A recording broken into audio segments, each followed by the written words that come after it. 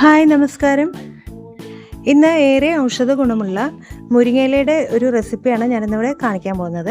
Traditional ആയിട്ടുള്ളൊരു മുരിങ്ങച്ചാറാണ് ഞാനിവിടെ കാണിക്കാൻ പോകുന്നത്.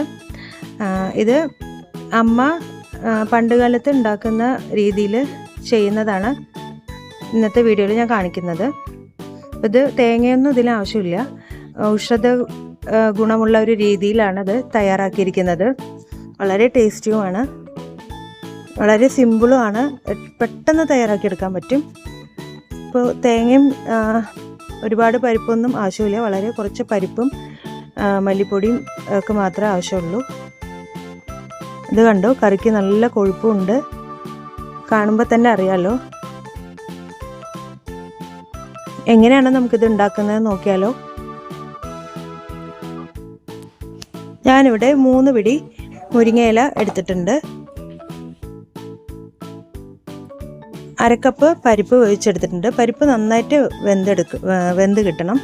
ഇനി നമുക്കൊരു മിക്സിയുടെ ജാറിലേക്ക് ഒരു ചെറിയൊരു കപ്പിൽ മല്ലി എടുക്കാം. മുഴുവൻ മല്ലിയാണ് എടുത്തിരിക്കുന്നത്. 1/2 ടീസ്പൂൺ കുരുമുളക് എടുക്കാം. 3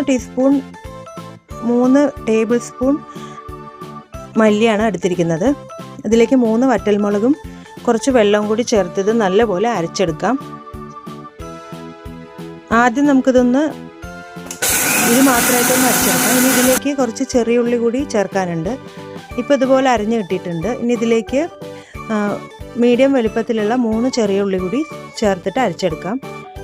ഇപ്പോൾ ഉള്ളി ചേർത്തിട്ട് ഒരുപാട് അരയണ്ടെന്ന് വെച്ചിട്ടാണ്. ഇത് അരഞ്ഞു കഴിഞ്ഞിട്ട് നമുക്ക് ഉള്ളി ഇട്ടിട്ട് അരയ്ക്കണം.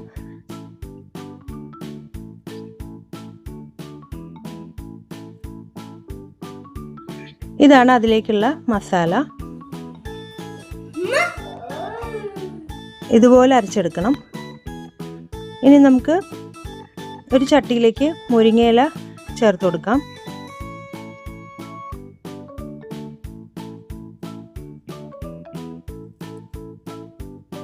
ഇതിലേക്ക് കുറച്ച് വെള്ളം ഒഴിച്ചു കൊടുക്കാം. ഇപ്പോൾ പരിപ്പ് വെന്തതിൻ്റെ വെള്ളമാണ് ഇപ്പോൾ ഞാൻ ചേർക്കുന്നത്, ബാലൻസ് വന്ന വെള്ളം.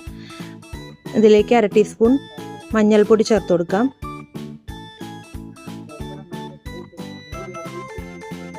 പാകത്തിന് ഉപ്പ് ചേർത്ത് കൊടുക്കാം. മുരിങ്ങയില നല്ലപോലെ ഒന്ന് വെന്ത് കിട്ടണം. അതുവരെ നമുക്കിത് വേവിച്ചെടുക്കാം.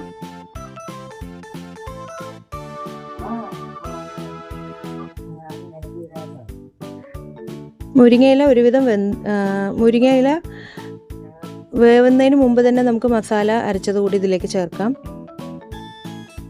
അപ്പോൾ ഈ മസാലയും ഇലയും കൂടിയിട്ടാണ് വേവേണ്ടത്. ഇപ്പോൾ നല്ലപോലെ തിളച്ച് കഴിഞ്ഞു ഇല. ഇനി നമുക്ക് വേവിച്ച് വെച്ചിരിക്കുന്ന പരിപ്പ് കൂടി ചേർത്ത് കൊടുക്കാം.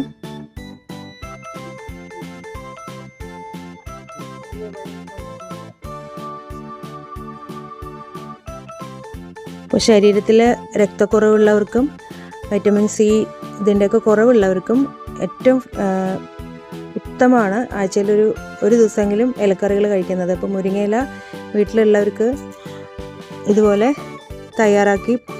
സിമ്പിളായിട്ട് തയ്യാറാക്കി കഴിക്കാവുന്നതാണ്. ഇപ്പോൾ കറി നല്ലോണം തിളച്ച്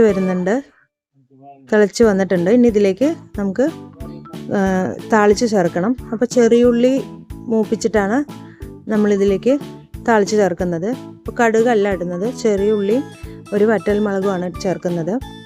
ഇതുപോലെ ബ്രൗൺ നിറമാകുമ്പോൾ നമുക്ക് കറിയിലേക്ക് ചേർക്കാം. അപ്പോൾ നമ്മുടെ സ്വാദിഷ്ടമായിട്ടുള്ള മുരിങ്ങച്ചാറ് ഇവിടെ തയ്യാറായിട്ടുണ്ട്.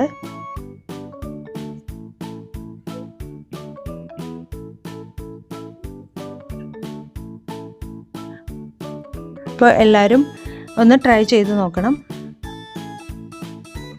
വീഡിയോ എല്ലാവർക്കും ഇഷ്ടപ്പെട്ടെന്ന് വിചാരിക്കുന്നു. പുതിയൊരു വീഡിയോ ആയിട്ട് വീണ്ടും കാണാം. എല്ലാവരും മറക്കാതെ ലൈക്ക് ചെയ്യണം, സബ്സ്ക്രൈബ് ചെയ്യണം, നിങ്ങളുടെ കമൻസൊക്കെ അറിയിക്കണം. Thank you.